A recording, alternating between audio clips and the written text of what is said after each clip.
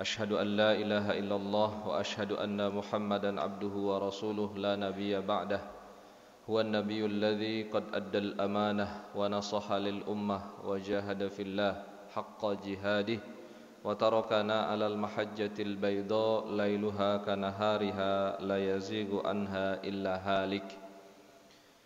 Hadirin jamaah salat subuh dan jamaah kajian shaimin shaimat rahimakumullah. Alhamdulillah di pagi hari ini kita masih dapat melangkahkan kaki kita untuk melaksanakan ibadah salat subuh berjamaah, kemudian dilanjutkan dengan kajian ba'da subuh yang semoga seluruh rangkaian aktivitas kita bernilai ibadah di sisi Allah Subhanahu wa taala. Amin ya rabbal alamin. Hadirin jamaah kajian shaimin shaimat rahimakumullah. Ramadan identik dengan puasa yaitu siam dan salat tarawih yaitu qiyam. Dua hal ini yang selama ini diidentikan dengan Ramadan. Namun perlu kita tambahkan pula bahwa tidak cukup hanya dengan dua hal ini. Kita perlu menambahkan satu hal lagi, yaitu bahwa Al-Quran itu juga bisa diidentikan dengan Ramadan. Atau sebaliknya, Ramadan adalah identik dengan Al-Quran. Kenapa? Karena ternyata ada korelasi antara puasa Ramadan dengan Al-Quran. Sebagaimana misalnya disabdakan oleh Nabi Shallallahu Alaihi Wasallam bahwa puasa dan Al-Quran kedua-duanya akan memberikan syafaat bagi seorang manusia di hari kiamat kelak. Ini korelasi yang pertama. Hadisnya adalah as-siyamu wal Qur'anu yashfi'ani lil abdi yaumal qiyamah. Bahwa puasa Ramadan dan Al-Quran akan memberi pertolongan, akan memberikan syafaat bagi seseorang di hari kiamat kelak. Jadi puasa dan Al-Quran kedua-duanya menjadi penolong dan memberikan syafaat kepada seseorang. Yaqulu siyam ay rabbi mana'tuhu at-ta'am wasyahawati bin nahar. Nanti puasa akan memberi kesaksian, Tuhanku, orang ini sudah aku larang untuk makan, untuk minum dan menuruti syahwatnya di siang hari. Fasyafi'ni fihi. Maka kata puasa, maka berikanlah, maka jadikanlah aku penolong baginya. Ini kesaksian puasa yang pertama. Begitu juga Al-Quran. Al-Quran nanti juga akan bersaksi di hari kiamat. Wa yaqulul Qur'an mana'tuhu an-nauma bil-lail. Orang ini sudah menahan ngantuknya di malam hari untuk apa? Untuk membaca aku, untuk mentadabburi ayat-ayat Engkau ya Rabb. Fasyafi'ni fihi. Maka berikanlah, maka jadikanlah aku, yaitu Al-Qur'an, juga sebagai penolong dan syafaat baginya. Nah, inilah korelasi antara puasa dengan Al-Quran. Maka wajar ketika ada sebagian yang mengatakan bahwa Ramadan adalah syahrul Quran, yaitu bulannya Al-Quran. Korelasi berikutnya adalah bahwa ternyata Al-Quran, ketika kita lihat sejarahnya, proses diturunkannya Al-Quran pun itu terjadi di bulan Ramadan. Kalau kita mau flashback balik ke sejarah diturunkannya Al-Quran. Al-Quran itu kan diturunkan dua tahap. Tahap pertama yaitu Allah Subhanahu wa taala menurunkan Al-Quran ke suatu tempat yang dinamakan dengan Baitul Izzah. Kapan? Beberapa riwayat mengarah kepada menyebutkan bahwa proses diturunkannya Al-Quran tahap pertama yaitu sekaligus. Dan riwayat itu mengarah kepada malam Lailatul Qadar. Maka kemudian Malam Lailatul Qadar adalah malam diturunkannya proses pertama Al-Quran ke suatu tempat yang dikenal dengan Baitul Izzah.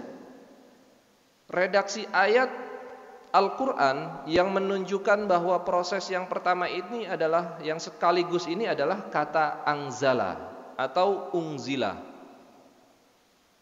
Di dalam Al-Qadar ada ayatnya a'udzubillahi minasyaitonirrajim, inna anzalnahu fi lailatil qadar.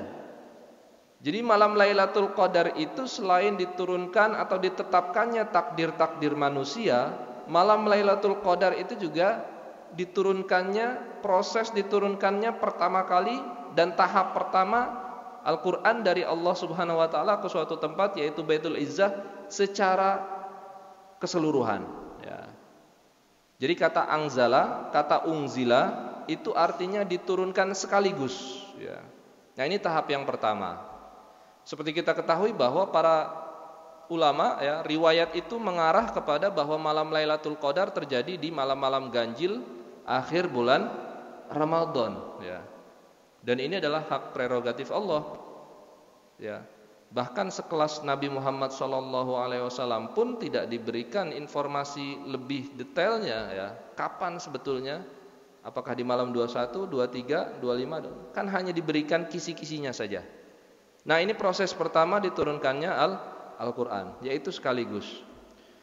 Selanjutnya masih di bulan Ramadan, Allah Subhanahu wa Ta'ala kemudian mengutus malaikat Jibril untuk menurunkan Al-Quran dari suatu tempat tadi, yaitu Baitul Izzah, kepada Rasulullah SAW selama berapa tahun? Selama kurang lebih 22 sampai 23 tahun. Redaksi ayat yang digunakan adalah kata nazzala. Jadi kalau tahap pertama itu anzala, ya, yaitu didahului oleh huruf alif. Tetapi kalau proses tahap kedua itu nazzala, ya, di tengahnya ada huruf tasydid. Itu memiliki arti yang berbeda, ya. Karena bentuk susunan huruf dalam fiil tersebut itu juga berbeda. Nah, riwayat kemudian juga mengarah bahwa proses pertama kali Nabi Muhammad menerima wahyu dari malaikat Jibril pun itu terjadi di bulan Ramadan. Kapan? Riwayat yang sahih itu mengarah kepada tanggal 17 Ramadan. Maka tanggal 17 Ramadan itu kemudian dikenal sebagai peristiwa nuzulul Quran. Kenapa? Karena di tanggal itulah kemudian malaikat Jibril alaihissalam menurunkan ayat yang pertama kali dari Al-Quran, yaitu awal surat Al-Alaq ayat 1 sampai 5 kepada Nabi Muhammad sallallahu alaihi wasallam. Nah, jadi Ramadan itu sangat identik sekali sesungguhnya dengan yang namanya Al-Quran. Bahkan tidak kitab suci Al-Quran saja, ya. Konon beberapa keterangan menyebutkan kitab-kitab suci sebelum Al-Quran pun diturunkan juga di bulan Ramadan. Ada Taurat, ada Injil, ada Zabur. Itu beberapa keterangan menyebutkan juga diturunkan di bulan Ramadan, ya. Nah, ini alasan atau argumentasi bahwa ya memang sudah selayaknya Al-Quran itu atau Ramadan itu diidentikan dengan Al-Quran. Nah, pertanyaannya adalah bagaimana kita berinteraksi dengan Al-Quran, wabil khusus di bulan Ramadan ini. Nah, sebagai informasi bahwa, dan yang perlu kita ketahui bahwa ada korelasi satu lagi sesungguhnya, bahwa selama ini kita mengetahui bahwa Al-Quran itu adalah berisikan sesungguhnya tidak hanya hablum minallah saja, ya, tetapi juga sangat syarat sekali dengan nilai-nilai kemanusiaan di dalamnya, ya. Maka hablum minan nas itu sesungguhnya sangat banyak sekali kita temukan dalam kandungan Al-Quran. Puasa pun sesungguhnya adalah kita meningkatkan hablum minan nas kita, ya. Jadi tidak melulu kita hablum minallah. Maka kemudian di bulan Ramadan itu kan kita dianjurkan untuk bersedekah, ya. Kita kita dianjurkan untuk berbuat baik kepada sesama. Nah, itu beberapa alasan, beberapa argumentasi kenapa Al-Quran itu yang memang identik dengan bulan Ramadan. Maka cara kita berinteraksi dengan Al-Quran, wabil khusus di bulan Ramadan, setidaknya ada 3 cara ya. Yang pertama adalah tentu kita membaca Al-Quran. Dan dalam hadis Rasulullah SAW itu banyak sekali tentang keutamaan membaca Al-Quran. Misalnya Nabi menjelaskan, mathalul ladzi yaqra'ul Qur'ana wa huwa hafizun lahu ma'as safaratil kiramil bararah ya. Jadi keutamaan orang yang pandai membaca Al-Quran, pandai dalam tanda kutip, yaitu orang yang membaca dengan baik dan benar sesuai dengan kaidah ilmu tajwid, dan juga apalagi hafal ya. Maka Rasulullah SAW itu menggaransi, menjamin nanti ketika ada peristiwa melewati Siratul Mustaqim ya, orang ini nanti akan bersama para nabi dan rasul, bersama para orang-orang salih ya, akan melewati Siratul Mustaqim itu dengan sangat cepat sekali ya. Seperti kita ketahui bahwa nanti ketika melewati Siratul Mustaqim itu kan macam-macam kondisinya. Ada yang melewatinya dengan cepat, ada yang melewatinya dengan sangat lambat, bahkan merangkak ya. Dan itu kita temukan dalam keterangan Nabi SAW. Nah, untuk orang-orang yang baik membaca Al-Qur'annya, benar sesuai dengan ilmu tajwidnya, makhrajnya, kemudian apalagi ia hafal, maka nanti ia akan melewati Siratul Mustaqim itu dengan sangat cepat sekali. Yang kedua, wa matsalul ladzi yaqra'u wa huwa yata'ahadu 'alaihi wa huwa 'alaihi syadid falahu ajrani. Kondisi berikutnya adalah ketika seseorang itu tidak terlalu pintar membaca Al-Qur'annya ya, namun ia masih mau berusaha untuk memperbaiki bacaan Al-Qur'annya, maka Nabi SAW itu tetap menjamin dia juga akan mendapatkan pahala. Bahkan pahalanya itu 2 ya. Pahala usahanya, usaha bahwa dia mau memperbaiki bacaan Al-Qur'annya, dan satu lagi pahala dari bacaan itu sendiri ya. Nah, inilah beberapa keutamaan yang dijelaskan oleh Nabi SAW. Hadis yang lain kemudian juga menjelaskan, man syaghalahu Al-Qur'an an mas'alati a'taituhu afdhala ma u'tis sa'ilin ya. Bahwa orang yang sangat intens sekali berinteraksi dengan Al-Quran, apalagi di bulan Ramadan, kata Rasulullah, nanti akan diberikan solusi dari setiap permasalahan yang dihadapinya ya. Ya, secara logika ya, Al-Quran itu kan berisikan tentang tuntunan hidup manusia, tidak hanya di duniawi saja, tetapi juga di akhirat ya. Maka kalau kita mau mencari solusi dari permasalahan, sesungguhnya nggak usah jauh-jauh ya. Kita kembali saja ke Al-Qur'anul Karim. Nah, ini yang menjadi beberapa keutamaan dalam membaca Al-Qur'an. Maka momentum Ramadan itu sesungguhnya adalah kesempatan emas bagi kita ya, untuk lebih intens lagi ya. Kalau bacaan kita sudah baik dan benar, maka frekuensinya itu ditambah, kuantitasnya itu ditambah ya. Bisa kita target misalnya 1 bulan Ramadan kali ini misalnya kita khatam berapa kali ya. Itu bagaimana cara kita berinteraksi dengan Al-Qur'an yang pertama. Nah, kemudian juga ada beberapa tips ya, atau adab membaca Al-Qur'an. Di antaranya yang pertama adalah membaca secara tartil ya. Ayatnya warattilil Qur'ana tartila. Tartil itu kita membaca dengan jelas ya. Kita membaca tidak terburu-buru ya. Kita membaca berbeda dengan kita membaca karya sastra yang lain. Tidak seperti membaca puisi, tidak membaca syair. Itu tartil ya. Kenapa? Karena definisi Al-Qur'an itu sesungguhnya adalah Salah satunya adalah bahwa ketika kita membacanya, maka kita mendapat pahala. Nah, ini yang pertama, yaitu kita membacanya secara tartil. Kemudian juga ada larangan dari Rasulullah, la tunatsiruhu nasrad daqalli, ya.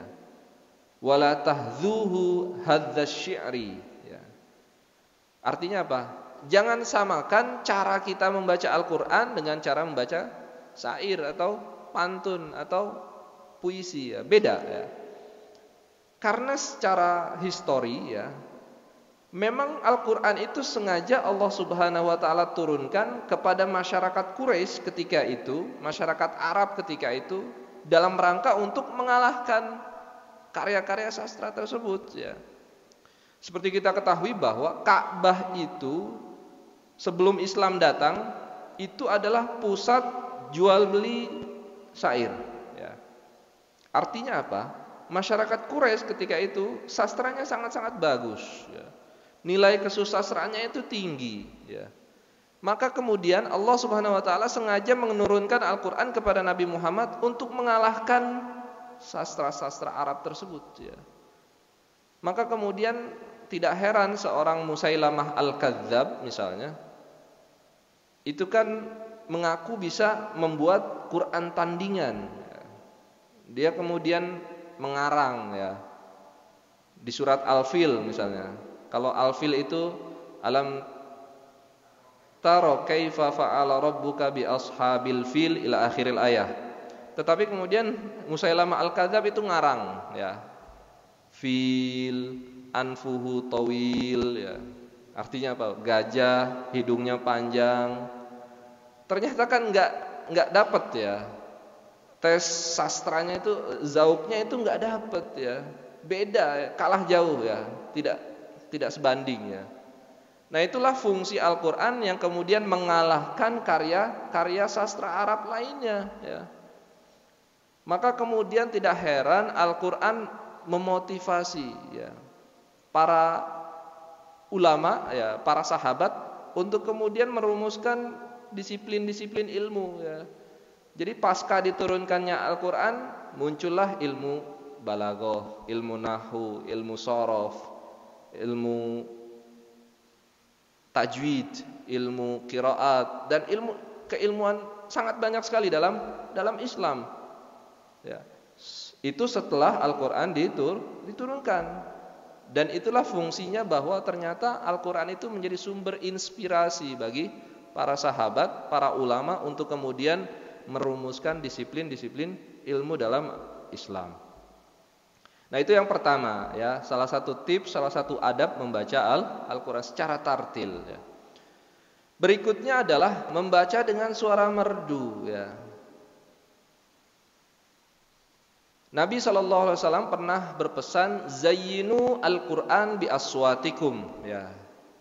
Hiasilah bacaan Al-Quranmu dengan suara yang indah, ya. Laisa minna man lam yataghanna bil Quran. Ya, jadi umat Islam, Nabi SAW arahkan supaya membacanya itu dengan suara yang merdu, ya. Maka kita turut berbangga nih, di Indonesia itu banyak yang kemudian menorehkan prestasi sebagai juara qori, ya. Bahkan tidak hanya tingkatnya nasional, internasional pun Indonesia itu dikenal sebagai qori-qori yang suaranya sangat bagus, ya. Justru mengalahkan, ya, suara-suara atau qori-qori dari negara Jazirah Arab sendiri, ya. Kan kita beberapa kali mendengarkan informasi, mendapatkan kabar bahwa qori nasional kita mendapat juara 1, ya, mengalahkan qori-qori dari negara-negara lain. Nah, ini yang kedua, yaitu sebisa mungkin, ya, membaca Al-Quran dengan suara merdu, ya. Walaupun nanti kemudian bagaimana yang suaranya pas-pasan, ya, itu pun tidak masalah, ya. Jadi ini sifatnya hanya anjuran, ya. Jadi sebisa mungkin kemudian ketika Al-Quran itu dibacakan, itu yang mendengarkan minimal tergetar hatinya, ya. Wa idza tuliyat ayatuhu zadathum imana ya. Jadi keimanannya itu bertambah ya. Salah satu caranya ya mungkin dengan suara yang indah dalam membacanya. Nah, yang ketiga adalah membaca secara jelas atau yang sering kita kenal dengan bil jahr ya. Ma adzinallahu li syai'in ma adzina lin nabiyyin husnis saut yataghanna bil Qur'an yajharu bihi. Di hadis yang lain, di keterangan yang lain, al musirru fil Qur'an kal musirri bis sadaqah wal jahiru bil Qur'an kal jahiri bis sadaqah ya. Ya sama seperti kita bersedekah ya, dianalogikan seperti orang yang bersedekah ya. Ketika sedekahnya itu secara terang-terangan itu akan memberikan impact yang positif ya. Jadi orang-orang kemudian ikut-ikutan bersedekah ya. Begitu juga orang yang membaca Al-Qur'an dengan suara jelas ya. Karena di dalam keterangan yang lain ya, orang yang hanya mendengarkan bacaan ayat Al-Qur'an, hanya mendengarkan, itu pun mendapat pahala ya. Jadi kemudian jangan sampai kita itu hanya egois ya. Kita ingin mendapat pahala sendirian aja ya. Kita bagi-bagi pahalanya untuk orang lain supaya orang yang mendengarkan bacaan Al-Qur'an kita pun juga mendapat pahala. Nah, itu beberapa adab dalam membaca Al-Qur'an. Nah, ini ada beberapa level ya, membaca Al-Qur'an versi Imam Al-Ghazali ya. Jadi orang yang membaca Al-Qur'an, kata Imam Al-Ghazali, itu ada 3 tingkatan. Level terendah yaitu ketika membaca Al-Qur'an seakan-akan membaca dengan perasaan terpantau oleh Allah. Jadi seakan-akan dia itu baca Al-Qur'an merasa diawasin ya, ditungguin oleh Allah Subhanahu wa taala ya. Ketika ia sudah merasa Allah itu sudah tidak memantau, dia tidak membaca. Nah, menurut Imam Al-Ghazali ini level terendah. Lalu level di atasnya yaitu ketika hatinya itu sudah mulai khusyuk ya. Sehingga kemudian merasakan bahwa ketika seseorang itu membaca Al-Qur'an merasakan kehadiran Allah ya. Seakan-akan ya memang ia berdialog dengan Allah. Ini levelnya sudah level pertengahan. Maka kemudian yang level lebih tinggi lagi menurut Imam Al-Ghazali adalah ketika dia sudah fokus dengan sifat dan zat Allah ya. Jadi ketika sudah merasakan bahwa Allah itu memiliki sifat, Allah itu memiliki zat yang dapat ia rasakan, itu kemudian diimplementasikan dalam kehidupannya. Nah, itu level tertinggi menurut Imam Al-Ghazali ya. Karena seperti kita ketahui bahwa para ulama itu kan kemudian mencoba untuk menangkap pesan utama dari Al-Qur'an itu sesungguhnya apa ya. Nah, salah satunya adalah Imam Al-Ghazali ya. Jadi makna menurut Imam Al-Ghazali, makna Al-Qur'an itu juga sebetulnya ada 7 level ya. Level 1 sampai 5 itu rendah ya. Yaitu yang didekati dengan keilmuan seperti ilmu tajwid, ilmu aswat, fonologi, ilmu qiraat, termasuk ilmu tafsir. Itu menurut Imam Al-Ghazali itu masih ilmu yang permukaan aja ya, bukan inti dari Al-Qur'an. Baru yang ke-6 dan yang ke-7 menurut Imam Al-Ghazali itulah inti dari makna Al-Qur'an. Ternyata yang ke-6 dan ke-7 menurut Imam Al-Ghazali makna terdalam dari Al-Qur'an sesungguhnya satu, yaitu ketauhidan ya. Jadi menurut Imam Al-Ghazali Al-Qur'an itu sebetulnya satu, yaitu tauhid ya. Maka kemudian tidak heran Imam Al-Ghazali memberikan 3 tingkatan dalam seseorang itu membaca Al-Qur'an ya. Sudah di tingkatan mana kita berada hanya kita yang tahu ya. Nah, yang kedua ya, cara kita membumikan Al-Qur'an yaitu dengan cara menghafal ya. Menghafal Al-Qur'an adalah suatu keniscayaan ya. Jadi memang ada semacam pergeseran cara berpikir ya. Dulu ya, pada generasi sahabat dan tabi'in, dan tabi'ut tabi'in bahkan ya, cara berpikirnya adalah aneh ya. Kalau orang Islam itu tidak hafal Al-Qur'an. Itu cara berpikir dulu ya. Ketika pada zaman sahabat tabi'in dan tabi'ut tabi'in. Sekarang kebalik ya. Akan aneh kalau ada orang Islam yang hafal Al-Qur'an. Betul atau betul? Ya, padahal Al-Qur'an kan kitab suci kita ya, tuntunan kita ya. Bagaimana kita mau jadikan Al-Qur'an itu tuntunan kalau kita enggak hafal? Padahal dulu kan ya memang hampir seluruh umat Islam itu hafal yang namanya Al-Qur'an ya. Itu kalau dulu ya. Kalau sekarang ada pergeseran ya. Maka ayo kita kembalikan lagi cara berpikirnya ya. Kita aneh, malu ya. Quran itu kitab suci kita umat Islam, tapi kita enggak hafal gitu ya. Maka Ramadan kali ini ayo kita target ya. Minimal kita hafal juz 30, juz 29. Bahkan kalau bisa 30 juz ya. Nah, inilah bagaimana kita berinteraksi dengan Al-Qur'an nomor 2 ya. Dan karena Nabi sendiri kemudian juga menjelaskan tentang keutamaan-keutamaan menghafal Al-Qur'an. Di antaranya aromanya senantiasa harum semerbak ya. Kurang lebih sama seperti orang puasa ya. Nah, keterangan hadisnya adalah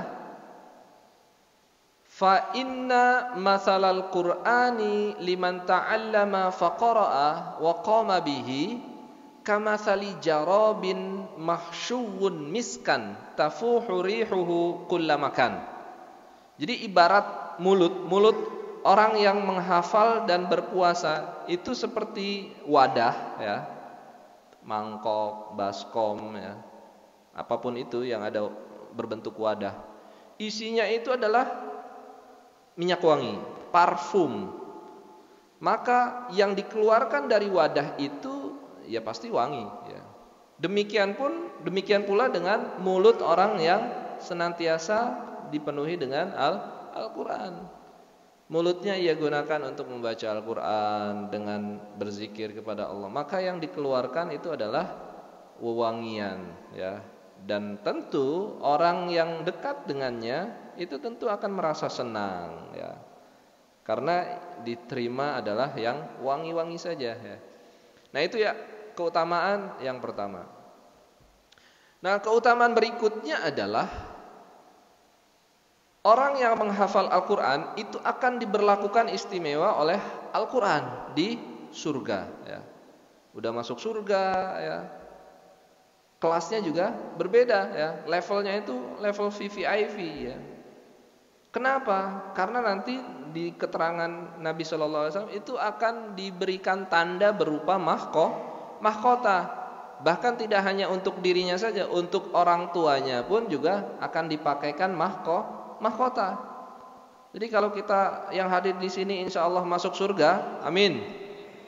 Kemudian kita lihat ada yang pakai mahkota, maka kita bisa mencirikan orang itu pasti dia hafal Al-Qur'an ya. Atau minimal dia punya anak yang hafal Al-Qur'an ya. Nah, ini keutamaan berikutnya dari para penghafal. Maka ayo sekali lagi, kalau kita mungkin belum hafal 30 juz, minimal anak cucu kita ya. Minimal anak cucu kita dorong ya, kita dukung ya untuk kemudian hafal Al-Qur'an ya. Banyak sekarang sekolah-sekolah, lembaga pendidikan yang memang concern untuk hafalan Al-Qur'an. Karena kita berpikir tidak hanya di duniawi saja, tetapi juga untuk kehidupan setelah kehidupan duniawi ya. Nah, oleh karena itu lagi-lagi momentum Ramadan ini mari kita ingat kembali bahwa Al-Qur'an itu ya memang betul-betul menjadi syafaat bagi kita. Nah, dulu para sahabat yang hafal Al-Qur'an itu disebut sebagai qori dan jami ya. Bahkan secara spesifik Nabi SAW itu menunjuk ya, atau memberikan tanda bahwa khudhu al-Qur'an min arba'ah. Kata Nabi, kalian pelajarilah membaca Al-Qur'an, memahami makna Al-Qur'an itu dari 4 orang sahabatku, kata Nabi. Siapa saja? Yang pertama adalah Abdullah ibnu Mas'ud. Yang kedua adalah Salim. Yang ketiga adalah Mu'adz bin Jabal. Yang keempat adalah Ubay bin Ka'ab, ya. Kembali lagi ke sejarah pengkodifikasian Al-Qur'an, pembukuan Al-Qur'an. Jadi selama 22 sampai 23 tahun itu kan Nabi menerima wahyu dari malaikat Jibril alaihis salam, ya. Selama proses pewahyuan itu Nabi juga mengajarkan kepada para sahabat. Nah, di antara sahabat, ya, walaupun mayoritas adalah buta huruf, ya, artinya tidak bisa baca tulis, ya. Tetapi ada beberapa yang bisa baca tulis. Nah, sahabat-sahabat yang bisa baca tulis itu kemudian ditandai oleh Rasulullah untuk kemudian orang-orang lain itu bisa belajar kepada 4 orang sahabat itu. Di antara sahabat yang bisa baca tulis itu kan kemudian menulis apa yang diajarkan oleh Rasulullah SAW. Nah, kemudian ada yang menulis di pelepah kurma, ada yang menulis di tulang belulang, karena ketika itu tentu belum ada kertas dan alat tulis, ya. Maka mereka menulis seadanya. Tapi mereka menulis apa yang diajarkan oleh Rasulullah itu dalam rangka inventaris pribadi, ya. Seperti bapak-bapak yang di sini mencatat, itu kan untuk inventaris pribadi, ya. Bukan untuk konsumsi publik, ya. Nah, baru pada periode Utsman bin Affan, ya, radhiyallahu an, ya, pada masa kekhalifahan Utsman bin Affan, ya, Utsman melihat bahwa ada kekhawatiran bagaimana nanti misalnya para sahabat yang kemudian gugur di medan perang, ya, dan dia adalah para hafiz Al-Qur'an, penghafal Quran, itu generasi setelahnya bagaimana, ya. Maka kemudian Utsman menginisiasi, ya sudah, kita kompilasikan saja. Maka catatannya Ibnu Mas'ud, catatannya Ubay bin Ka'ab, catatannya Mu'adz bin Jabal, termasuk catatannya Aisyah radhiyallahu anha, catatannya Ali bin Abi Thalib, itu dikumpulkan seluruhnya oleh Utsman untuk dijadikan satu. Kemudian jadilah seperti yang kita kenal sekarang, yaitu Mushaf Utsmani, ya. Karena dinisbatkan kepada Utsman bin Affan, ya. Jadi jasa Utsman itu luar biasa, ya, yaitu membukukan Al-Qur'an dengan Zaid bin Sabit sebagai ketua tim pengkodifikasian Al-Qur'an ketika itu. Yang pada awalnya Zaid itu sebetulnya menolak, ya. Zaid itu enggak sanggup, saya menolak, ya. Walaupun diketahui Zaid itu menguasai tidak hanya bahasa Arab saja, ya. Zaid itu menguasai lebih dari satu bahasa, ya. Menguasai bahasa Persia, menguasai bahasa Ibrani, ya. Tapi menurut Zaid ini amanah yang luar biasa besar. Tanggung jawabnya tidak hanya duniawi saja, tapi juga tanggung jawab ukhrawi, ya. Itu Zaid, ya. Angkat tangan, enggak mau, ya. Akan tetapi kemudian sahabat yang lain membujuk dan meyakinkan Zaid bahwa ini adalah amal jariah, ya. Maka kemudian akhirnya Zaid menerima, ditunjuk sebagai tim pengkodifikasian Al-Qur'an. Nah, inilah para sahabat yang mereka itu menjadi referensi, ya, tidak hanya dalam membaca Al-Qur'an tapi juga dalam penafsiran bahkan. Nah, sebagaimana membaca Al-Qur'an, menghafal Al-Qur'an pun ada beberapa tips, ya, ada adabnya. Pertama yaitu menjaga hafalannya setiap saat, ya. Dianalogikan oleh Rasulullah, orang yang mulai menghafal Al-Qur'an itu seperti orang yang punya unta, ya. Jadi ketika unta itu tidak diikat, ya, unta peliharaannya itu dilepaskan begitu saja, apa yang terjadi? Unta itu akan kabur, unta itu akan lari, ya. Karena di sini nggak ada unta, ya kita ganti domba, ya, domba atau sapi lah, ya.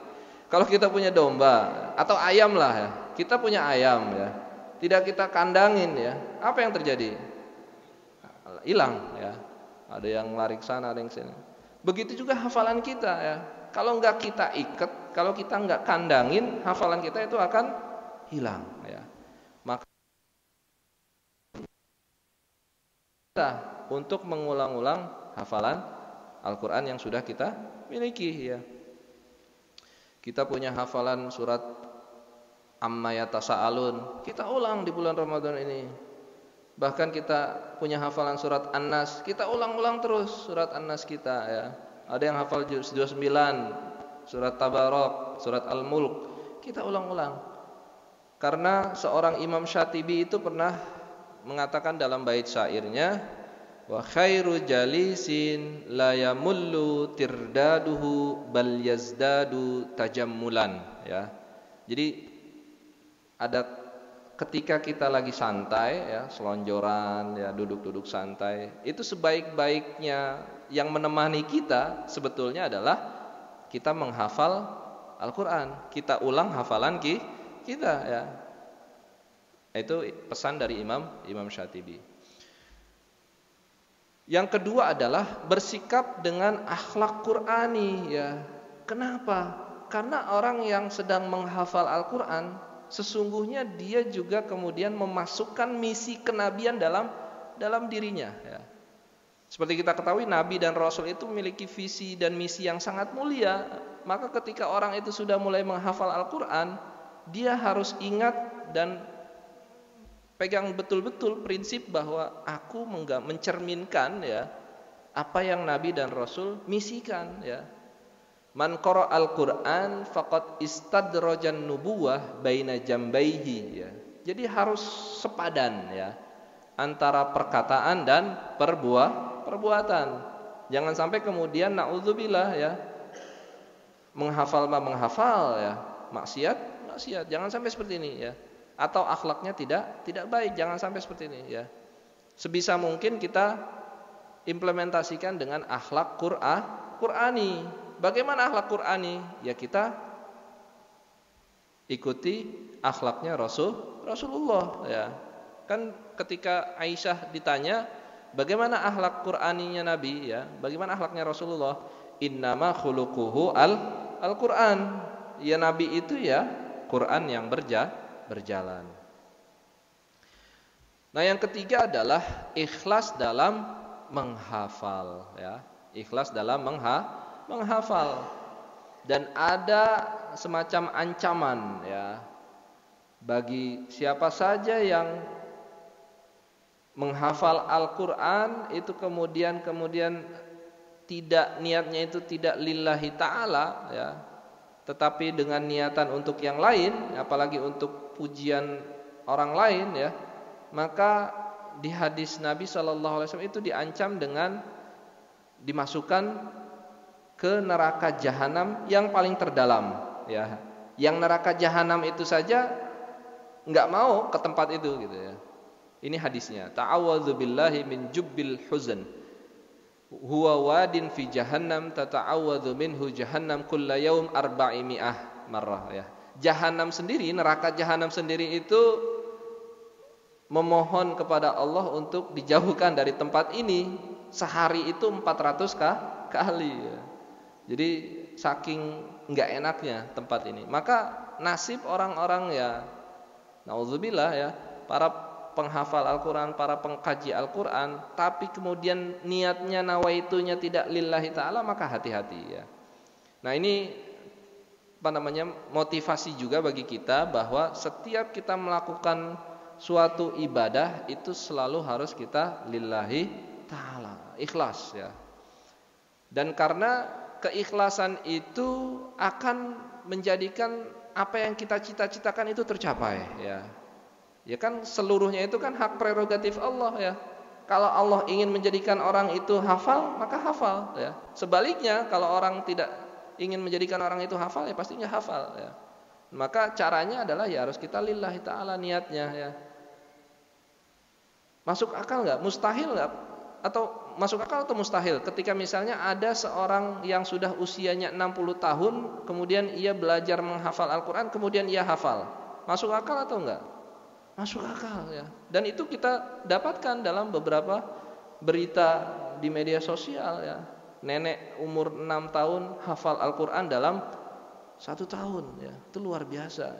Itu udah 60 tahun dan baru menghafal, tapi hafal ya. Kalau tidak ada pertolongan dari Allah, maka mustahil itu. Kenyataannya ya memang hafal ya. Nah, maka caranya adalah bagaimana kita niat di awal, yaitu niatnya nawaitunya adalah lillahi ta'ala. Berikutnya adalah mengajarkannya lagi ya. Jadi khairun nas man ta'allamal Qur'an wa 'allamahu ya. Sebaik-baik manusia itu yang belajar Al-Qur'an dan mengajarkan ya. Jadi yang selama ini kurang kan adalah mengajarkan Al-Qur'an ya. Maka tipsnya ya. Jadi sesungguhnya seperti saya sekarang di sini ketika mengajarkan Al-Qur'an itu sebetulnya sedang belajar juga ya. Maka belajar yang paling efektif sebetulnya adalah mengajar.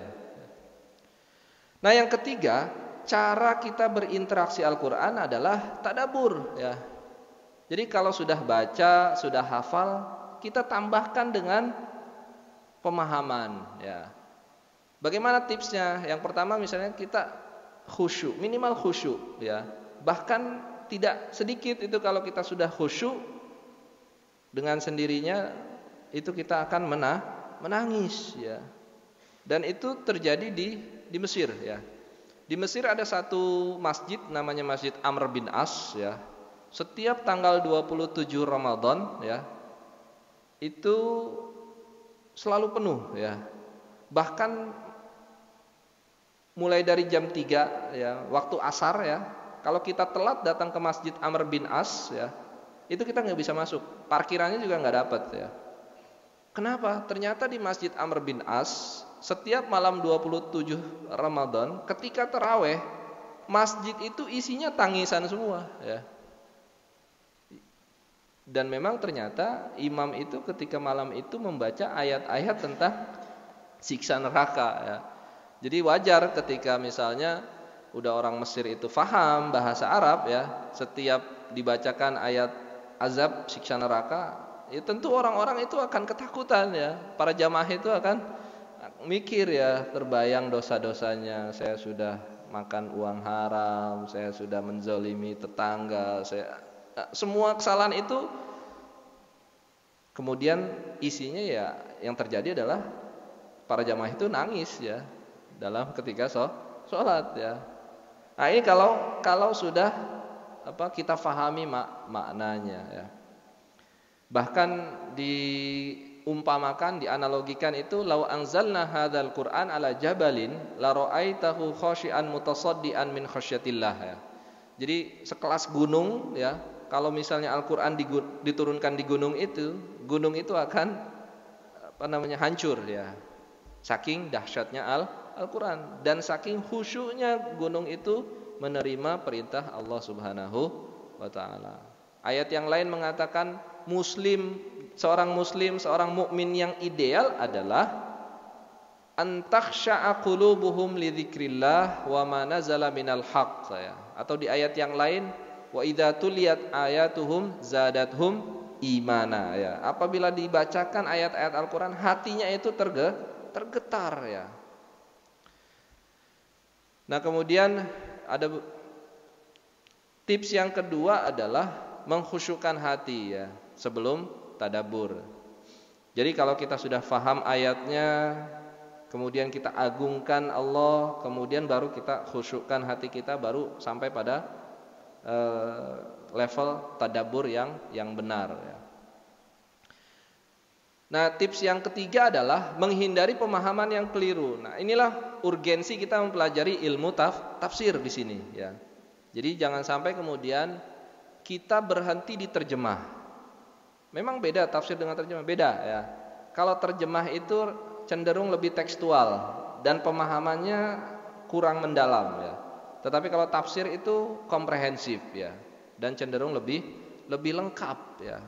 Maka disinilah urgensi mempelajari ilmu tafsir supaya kita memahami suatu ayat itu tidak hanya teksnya saja, tapi konteksnya kita juga dapatkan ya. Dan pemahaman kita insya Allah pemahaman yang tidak keliru. Nah, sebagai pendahuluan ini beberapa cara ya bagaimana kita berinteraksi dengan Al-Quran khususnya di bulan Ramadan ya. Dan ini bisa kita jadikan bekal untuk bulan-bulan setelah bulan Ramadan. Sebagai pendahuluan saya cukupkan di sini dulu, kurang lebihnya mohon maaf.